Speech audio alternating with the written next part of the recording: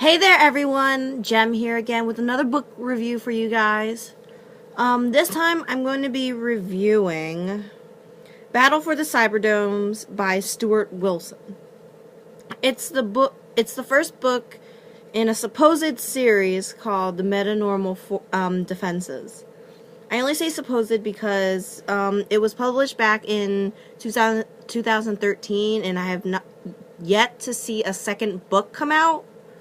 But apparently it's supposed to be a part of a series, especially how it, ends.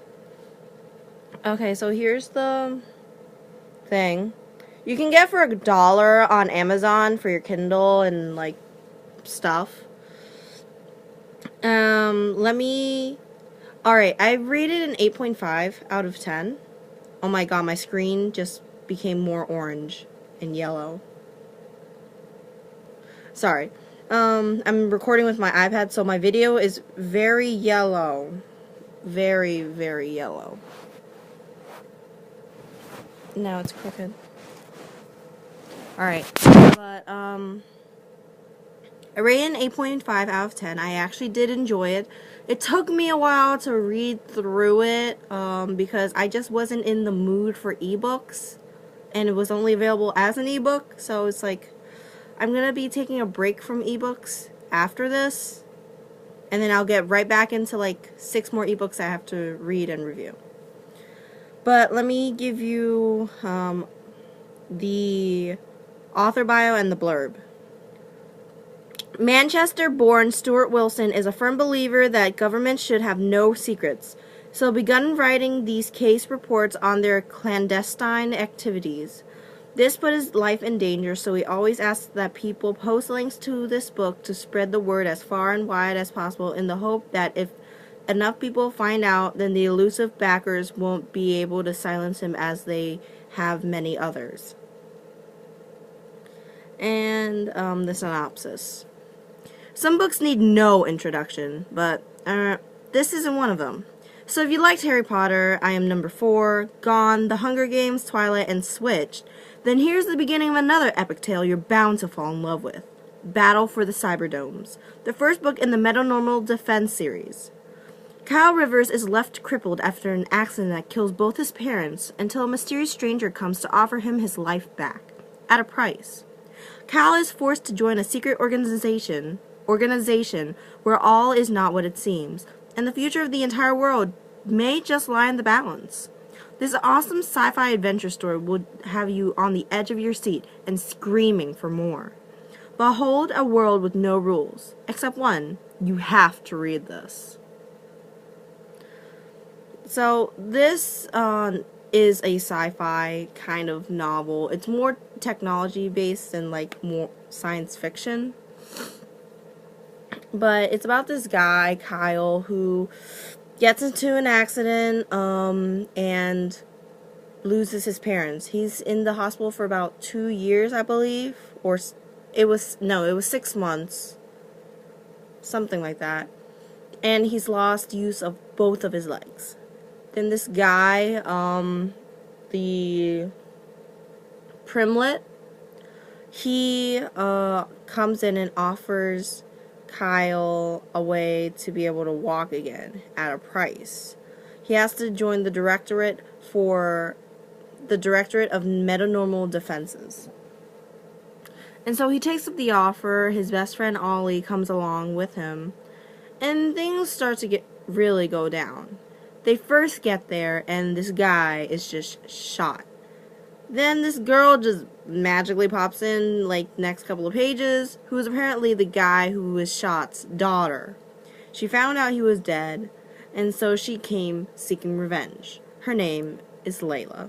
She becomes another big character in the story. Because this is Battle for the Cyberdomes, and it says Kyle versus Layla. So this changes. It's in the third point of view, but it changes from scenes where Layla is and where Kyle is, and it tells both stories both sides of the stories, like how in a Cassandra Clare book kind of way. Layla was captured by the Directorate after, like, coming in, trying to avenge her father, thinking that Kyle was the one that killed him. But she finds out that he didn't, so they start working together. Because apparently Layla is stuck in this prison thing called the VO. I forget what it actually means. But the VO is like this, like, cyber prison where her real body's, like, out in the physical world, but her mind is somewhere else. But Kyle is in the physical world, in the Directorate, learning things, making some enemies / rivals, meeting some people, and a lot of stuff goes down.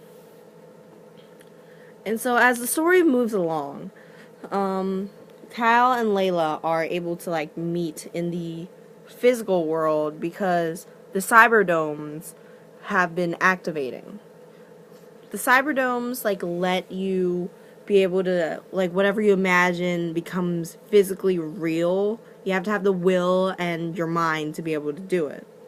And so the VO and the physical world collide and fuse together in the short time that the Cyberdomes activate. And a lot of stuff has happened whenever the Cyberdomes activate. And so I totally lost my train of thought. It all revolves around trying to get the Cyberdomes to stop their activation, like, for good. And they are trying to get Layla out of the VO and back into the physical world. And so, like, nearing the end of the book, because that's basically what it happens, like, in the middle. The book doesn't even reach 200 pages, so there's not really much to say. But near the end, this big, huge thing happens, like a big battle. There we go. That's the word, battle.